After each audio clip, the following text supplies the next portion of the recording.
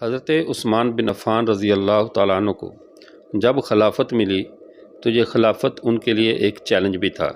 Challenge اس اعتبار سے کہ آپ صلی اللہ علیہ وسلم نے جو امت میں فتنوں کے بیدار ہونے کی یا فتنوں کے نمودار ہونے کی خبر دی تھی، اس خبر کے بارے میں آپ صلی اللہ علیہ وسلم نے ساتھ یہ بھی ارشاد فرمایا تھا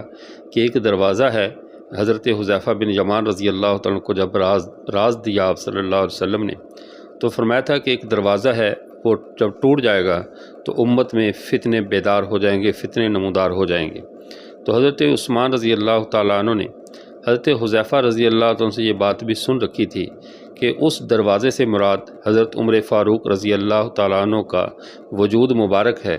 کہ یہ وہ مضبوط دروازہ ہے جس کے ہوتے ہوئے امت میں فتنے بیدار نہیں ہوں گے، اور ان کے بعد یقیناً امت میں فتنہ فساد جنم لے گا، فسادات رونما ہوں گے اور امت ایک بہت بڑی آزمائش سے گزرے گی۔ پھر ساتھ ہی آپ صلی اللہ علیہ وسلم نے جب عشرہ مبشرہ کو جیسے دیگر صحابہ کو جنت کی بشارت دی، تو حضرت عثمان بن عفان کو بشارت بھی ان الفاظ کے ساتھ دی گئی تھی کہ عثمان سے کہو کہ تیرے لیے آزمائش بھی ہے اور آزمائش کے بعد جنت ہے، یعنی جنت سے پہلے تجھے ایک بہت بڑی آزمائش سے گزرنا پڑے گا۔ تو اس آزمائش کا بھی حضرت عثمان کے ذہن میں خاکہ تھا کہ مجھے کیسی آزمائش سے گزرنا پڑے گا۔ تو اس اگر سارے پس منظر کو ذہن میں رکھیں تو حضرت عثمان بن عفان رضی اللہ تعالیٰ کا خلیفہ بننا اور پھر حکومت کو ایسے نظام سے، ایسی ترتیب سے چلانا کہ ان کے دور حکومت کے ابتدائی 10 سالوں میں ایسا امن و سکون، اسلامی فتوحات ہونا اور تمام فتنوں کا بالکل دبے رہنا، یہ ان کی بہترین حکمت عملی اور اعلیٰ ترین قائد ہونے کا ثبوت ہے۔ اس کی ایک اور مثال حضرت عثمان بن عفان رضی اللہ تعالیٰ عنہ کے جو سیاسی تدبر تھا،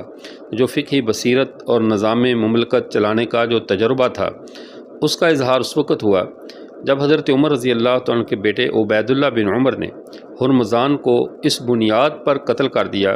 کہ ان کو عبد الرحمن بن ابی بکر نے بتلایا تھا کہ جو لولو فیروز مجوسی جس نے حضرت عمر رضی اللہ تعالیٰ عنہ پر خنجر سے حملہ کر کے حضرت عمر رضی اللہ تعالیٰ عنہ کو شہید کیا ہے،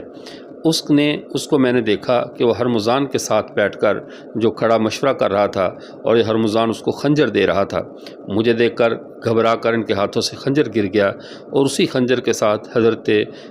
عمر رضی اللہ تعالیٰ کو شہید کیا گیا ہے۔ جب یہ بات عبید اللہ بن عمر کو پتہ چلی کہ یہ شخص بھی اس سازش میں ملوث ہے، تو انہوں نے غصے میں اشتعال میں آ کر ہرمزان کو قتل کر دیا۔ یہ ایک مسلمان کا قتل تھا۔ اب حضرت عمر رضی اللہ تعالیٰ کے دنیا سے پردہ فرمانے کے بعد یہ مقدمہ حضرت عثمان رضی اللہ تعالیٰ کی عدالت میں پیش ہوا، اور یہ ایک ٹرننگ پوائنٹ تھا یا ایسا ایک فتنے کا آغاز بھی تھا کہ اگر اب اس عجمی سازش کو سمجھنا چاہیے، اب دو ہی اس کے مرکزی کردار سامنے آ رہے تھے۔ اندر خانے کیا ریاست میں سیاست پنپ رہی تھی یا اندر خانے کون سے فتنے جنم لے رہے تھے، چونکہ حضرت عمر رضی اللہ تعالیٰ کی ہیبت اور دھاک سے کیسر و کسریٰ اور روم و شام سب کی جو سطوت تھی، سب کا جو جاہ و جلال تھا وہ ختم ہو چکا تھا، اور اسلام ایک سیل رواں کی طرح بڑھ رہا تھا، اور وہ جنوبی افریقہ سے لے کر ایشیا کوچک تک اور ادھر سے آرمینیا، آذربائیجان تک اسلامی فوجیں پہنچ چکی تھیں۔ جب یہ صورتحال تھی تو اب کفار میں سامنے سے آ کر دشمن میں ٹکرانے کی طاقت نہیں تھی، اور جو سامنے سے لڑ سکے یقیناً وہ پھر پیٹھ پیچھے بیٹھ کر سازشیں کرتے ہیں۔ تو ان کی سازش تھی جس کا پہلا ثمرہ منبر رسول پر محراب رسول میں، یعنی اس مسجد نبوی کے محراب میں حضرت عمر رضی اللہ عنہ کی شہادت کی شکل میں ہمارے سامنے آتا ہے۔ کہنے کو یہ ایک نارمل سا واقعہ ہے، لیکن اس کے پس پردہ اگر حقائق پر غور کیا جائے تو ایک پوری سازش تھی جو مدینہ میں پنپ رہی تھی، اور جو دشمن تھا وہ اپنے جاسوسوں کے ذریعے ایسا کام کرنا چاہتا تھا کہ اسلامی مرکز کو، اسلامی خلافت کو کمزور کر دیا جائے۔ اب اگر عبید اللہ سے انتقام لیا جاتا اور قصاصاً انہیں قتل کیا جاتا تو حضرت عمر کے وہ جنازے کے فوراً بعد ان کے بیٹے کا قتل یہ مسلمانوں پر شدید طور پہ ناگوار گزرتا،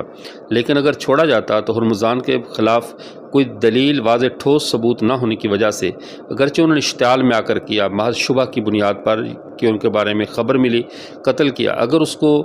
قصاص نہ لیا جاتا تو پھر ان کا پورا قبیلہ اسلام کی بغاوت پہ آمادہ ہو جاتا۔ علماء نے، وہ صحابہ اکرام نے اس پر پوری یعنی سوچ بچار کے بعد انتہائی پریشانی کے عالم میں جب حضرت عثمان رضی اللہ عنہ کے سامنے مشورہ رکھا کہ اس مسئلہ کا کیا حل کیا جائے،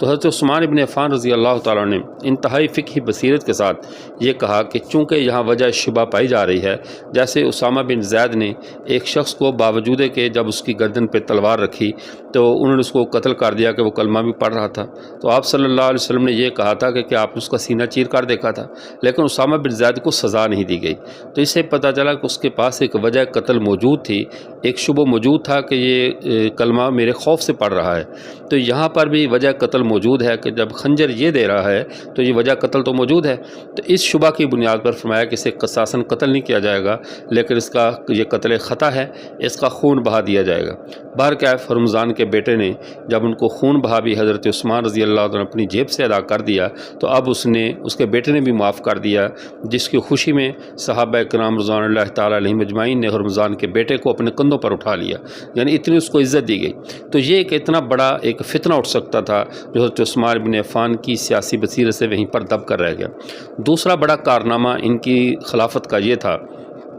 آپ صلی اللہ علیہ وسلم نے جو خواب میں دیکھا تھا کہ اُرِزَ عَلَیَّ نَاسٌ مِّنْ أُمَّتِي يَغْزُونَ هَٰذَا الْبَحْرَ كَأَنَّهُم مُلُوكٌ عَلَى الْأَسِرَّةِ، میں نے اپنی امت کے ایک گروہ کو سمندر کے اندر جہاد کرتے ہوئے، ایسے سفر کرتے ہوئے دیکھا، جنگیں لڑتے جیسے بادشاہ تختوں پر بیٹھے ہوئے ہیں۔ تو اس وقت یورپین ممالک اگرچہ اسلام سے خائف تھے، لیکن یہ اسلام کے خلاف اٹھنے والی ہر تحریک، اسلام کے خلاف اٹھنے والی ہر آواز کے یہاں نوا ہو جاتے تھے اور مسلمانوں کو نقصان پہنچاتے تھے۔ حضرت معاویہ بن ابی سفیان رضی اللہ تعالیٰ عنہ نے حضرت عثمان سے اجازت چاہی کہ کیا ہم اپنا ایک بحری بیڑا نہ بنائیں، تو غالباً 24 ہجری میں حضرت عثمان ابن عفان رضی اللہ تعالیٰ نے ان کو بحری بیڑا بنانے کی اجازت دی، لیکن چونکہ یہ اسلام کی پہلی بحری قوت بن رہی تھی، پہلا بحری حملہ تھا جس کے لیے پھر قبرص کے جزیرے کو ایک اسلامی معسکر کے طور پر استعمال کیا جانا تھا، جس نے جو یورپی طاقتوں کا راستہ روکنا تھا یا ان کے اوپر اسلام کی الغار کرنی تھی۔ تو اب جب یہ سب کچھ تھا تو انتہائی، چونکہ یہ صحابہ کرام تھے وہ خشکی میں لڑنے کے تو شیر اور دنی تھے، لیکن سمندری جنگ کا یہ تجربہ پہلا تھا، اس لیے حضرت عثمان ابن عفان رضی اللہ تعالیٰ نے انتہائی بصیرت اور دانش مندی سے یہ حکم جاری فرمایا کہ تمام امراء اور جو جتنے بھی بڑے ہیں وہ اپنے اہل و عیال کو بھی سمندری سفر میں ساتھ لے کر جائیں گے۔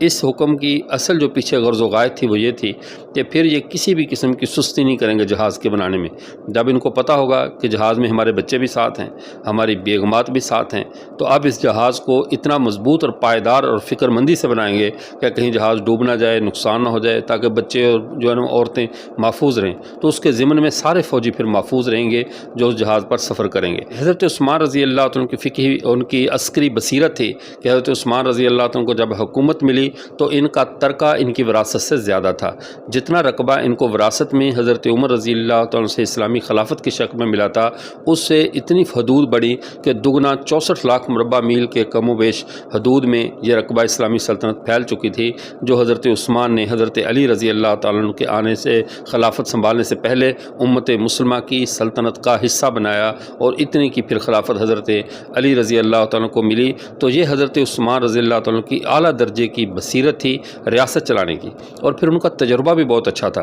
2 بار وہ ہجرت کر چکے تھے، پھر آپ صلی اللہ علیہ وسلم کا دور مبارک بھی انہوں نے دیکھا، وہ سابقون الاولون میں سے تھے، پھر انہوں نے جنگیں دیکھیں آپ صلی اللہ علیہ وسلم کے ساتھ، پھر حضرت ابوبکر کا دور خلافت انہوں نے مدینہ کے اندر بیٹھ کر ان کی ایک شورائی کمیٹی میں، یعنی ان کی اسٹیبلشمنٹ کہہ لیجئے یا ان کے جو مرکز کہہ لیجیے جو حکومت چلانے والے ہیں، پھر حضرت عمر رضی اللہ تعالیٰ کے دور حکومت میں بھی یہ مین سٹریم پاور کے طور پر مسجد نبوی میں ادھر مدینہ منورہ میں رہے۔ تو تمام امور سلطنت، امور جہاں بانی حضرت عثمان رضی اللہ تعالیٰ بہت احسن طریقے سے جانتے تھے۔ پھر ان کا جو مزاج گرامی تھا وہ داد و دوش کا تھا، خوب سخاوت کرتے تھے، سب کچھ لٹاتے تھے۔ حضرت ابوبکر و عمر رضی اللہ تعالیٰ زیادہ تر انعامات دینے کے عادی نہیں تھے۔ اس کی وجہ یہ تھی کہ وہ دونوں صحابہ یعنی وہ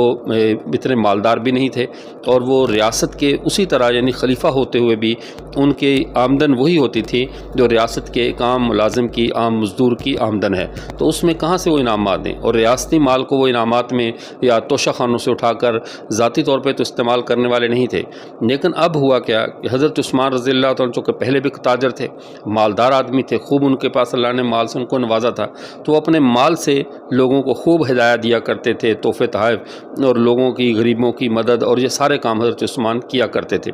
حتیٰ کہ آپ اس کو ایک مثال سے سمجھیے جس کو مختلف مورخین نے البدایہ والنہایہ میں بھی لکھا اور بھی کتب میں لکھا کہ حضرت عمر رضی اللہ تعالیٰ نے روزے کی حالت میں روزے داروں کے لیے ایک ایک درہم کا اجرا کیا کہ ایک ایک درہم ہر روزے دار کو یومیہ کی بنیاد پر دیا جائے تاکہ وہ اپنے گھروں میں سحری افطاری اچھی طرح کر سکیں۔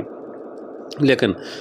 جب ان سے کہا گیا کہ آپ اس کو اجتماعی شکل کیوں نہیں دیتے کہ مسجدوں میں یا کسی جگہ پر اجتماعی دسترخوان لگ جایا کرے، تو حضرت عمر رضی اللہ تعالیٰ نے فرمایا کہ میں ان کو گھروں میں خوشحال دیکھنا چاہتا ہوں کہ اپنے اپنے گھروں میں اپنی آزادی اور خوشی کے ساتھ جو کچھ کھانا پکانا چاہیں ان کی اپنی ثوابدید ہو۔ لیکن حضرت عثمان رضی اللہ تعالیٰ نے یہ کیا کہ وہ جو گھروں میں افطار کرنے والے تھے ان کے درہم زیادہ کر دیے کہ وہ 2 درہم کر دیے ان کے فی کس یومیہ کے حساب سے، اور دسترخوانوں کا بھی اہتمام کیا مسافروں کے لیے، اجنبیوں کے لیے اور ان لوگوں کے لیے جن کا کوئی گھر گھاٹ نہیں ہے کہ وہ بھی باقاعدہ سحری افطاری اسلامی ریاست کے اندر پرسکون طریقے سے کر سکیں۔ پھر جو ہمارے حضرت دیگر پہلے خلفاء تھے، شیخین حضرات تھے، وہ ریاستی اموال کو اس معاملے میں یعنی کہ وہ احتیاط سے رکھتے تھے کہ یہ عوام کا مال ہے، اس کو ایسے رکھا جائے۔ ایسے ہی حضرت عثمان بھی رکھتے تھے، لیکن حضرت عثمان رضی اللہ تعالیٰ کا نظریہ ایک معاملے میں اور بھی سخاوت پر مبنی اس طرح تھا